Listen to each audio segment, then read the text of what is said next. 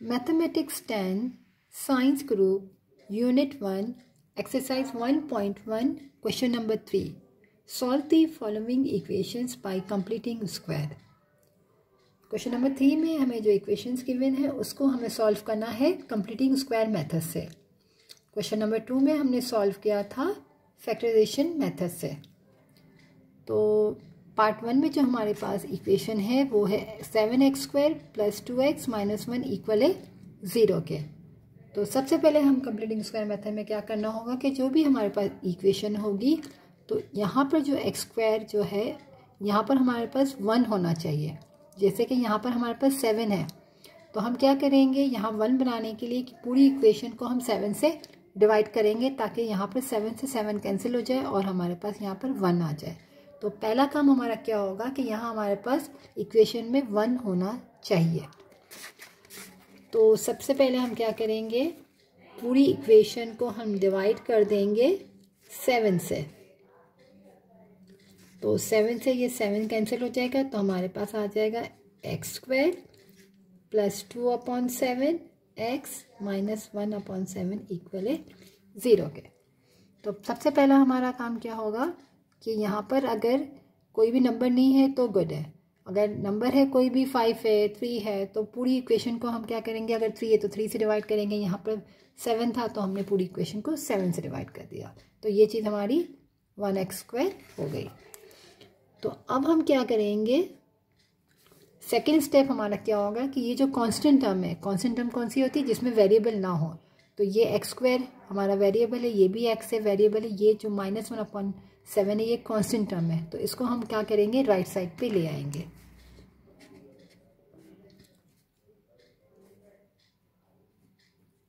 Equal 1/7. तो अब तक हमने 2 काम किए. सबसे पहले इधर हमें 1 बनाना था, इक्वेशन को हमने 1 बनाया तो पूरी इक्वेशन को 7 से डिवाइड किया. सेकंड काम क्या होगा कि कांस्टेंट टर्म को हम राइट साइड पे ले आएंगे. तो यहाँ पर माइनस में था तो यहाँ आके प्लस में हो गया.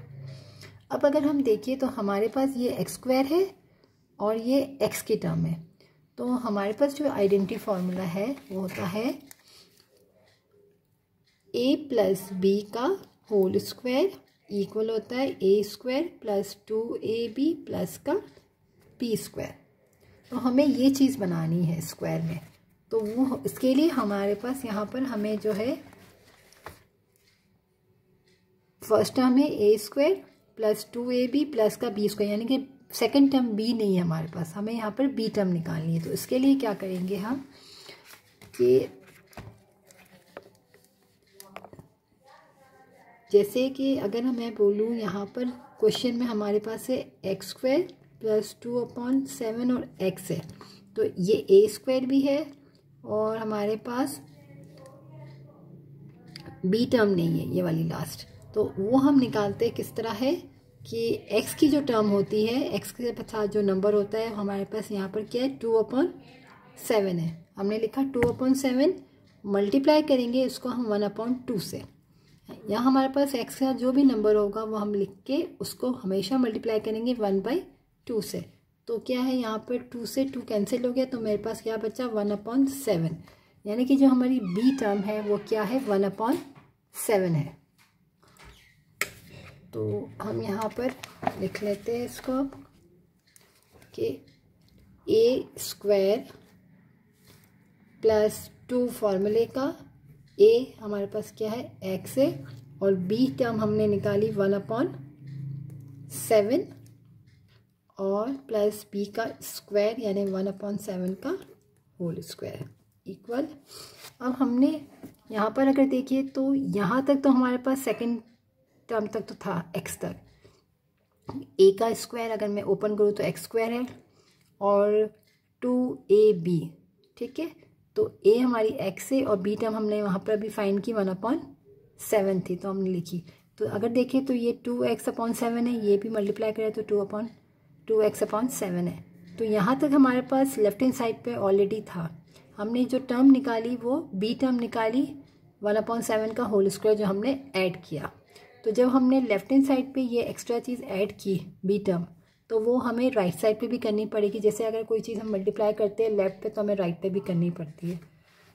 तो हमारे पास राइट साइड पे ऑलरेडी एक 1/7 है क्वेश्चन में, और हमने यहाँ पर जो एक्स्ट्रा ऐड किया वो हम यहाँ पर भी ऐड करेंगे का होल स्क्वायर।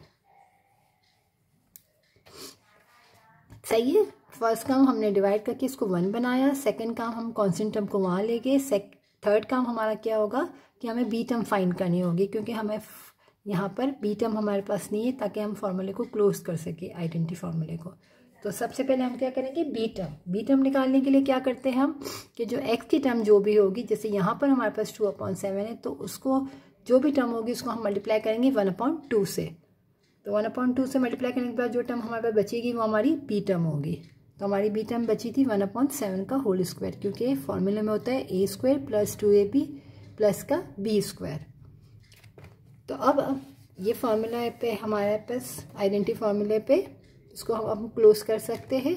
हमारा क्या हो जाएगा, ये पूरा a + b है, तो a मेरे पास है x + b मेरे पास है 1/7 का होल स्क्वायर। ये जो फॉर्मूला हमारा अब बन गया है कि a² + 2ab + b² किसके इक्वल है, a + b का होल स्क्वायर। तो हमने यही चीज़ यहाँ पर भी बी टर्म निकालने के बाद इसको फॉर्मूले को क्लोज कर दिया, a + b का होल स्क्वायर।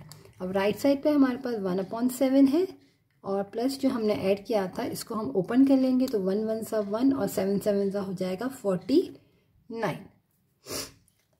अब हम क्या करेंगे कि यहाँ पर 7 है, यहाँ पर 49 है, हमें पहले यहाँ पर एलसीएम निकालना पड़ेगा। तो एलसीएम निकालने के लिए हम इसको मल्टीप्लाई भी करेंगे 7 से, और यहाँ पर भी 7 से मल्टीप्लाई करेंगे।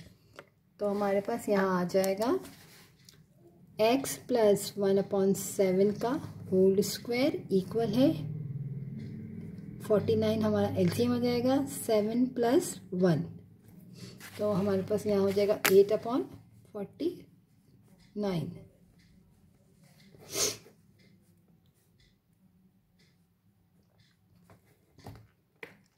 अब हमारे पास यहाँ पर स्क्वायर है, तो अब स्क्वायर हटाएंगे किस तरह, जब हमारे पास रूट होता है तो हम स्क्वायरिंग बोथ साइड करते हैं, और स्क्वायर हटाने के लिए हम रूट बोथ साइड करेंगे। तो जब हम दोनों साइड पे रूट लगाएंगे, हमने यहाँ भी रूट लगाया और यहाँ पर भी हमने रूट लगाया, तो जब हम रूट लगाते हैं तो हम प्लस माइनस भी साथ लिखते हैं। तो ये स्क्वायर इस रूट से कैंसिल हो जाएगा, तो हमारे पास यहाँ बचेगा x + 1/7 इक्वल है प्लस माइनस। अब यहाँ पर हमारे पास अंडर रूट के अंदर 8 है, यानी कि 2 जो है 3 टाइम्स है, तो 2 ज़ा 4 4 2 ज़ा 8, और 49 का क्या हो जाएगा 7 7 ज़ा 49। तो x + 1/7 इक्वल है प्लस माइनस, ये एक पूरा पैर बना 2 का, तो 2 बाहर आ गया, √2 / 7। ये चीज़ हमारी किस तरह आई मैं आपको यहाँ पर अलग से एक्सप्लेन कर देती हूँ। अगर वैसे तो हम रूट से अगर 49 को डायरेक्ट 7 भी निकाल सकते हैं, 8 का हम नहीं निकाल सकेंगे। तो 8 के लिए हम जब हम 8 बोलते हैं तो 8 को हमने 3 टाइम्स निकाला, 2 4 सा 2 2 सा, और तो 3 टाइम्स आया। ठीक है, तो हमने क्या किया, जब 2 की पावर 3 आई, और अंडर रूट का मतलब होता है स्क्वायर, तो हमने इसको क्या किया, एक स्क्वायर में लिखा, एक रूट यूँ लिखा, तो इसके ऊपर भी हाफ आया और इसके ऊपर भी हाफ, तो ये से 2 से 2 कटा तो 2 बचा, और ये √2। ठीक है, और बाकी 7 7 सा 49, तो स्क्वायर सीधा बाहर आ गया। अब हम क्या करेंगे, हमें यहाँ x की वैल्यू फाइंड करनी है। तो x की वैल्यू निकालेंगे तो हम x यहीं रखेंगे और 1/7 को वहाँ शिफ्ट करेंगे, तो ये प्लस है तो यहाँ आके माइनस हो जाएगा, और प्लस माइनस 2√2 / 7। अब हमारी x की वैल्यू आ गई, बट यहाँ दोनों की डिनोमिनेटर में 7 है, तो हम यहाँ पहले एलसीएम निकाल लेते हैं। तो एलसीएम हमारा दोनों के पास 7 है, तो 7 आएगा, -1 प्लस माइनस 2√2, ये हमारी x की वैल्यू आ गई। और अगर हम सॉल्यूशन साइड बोले तो क्या हो जाएगा, -1 प्लस माइनस 2√2 divided 7. Answer.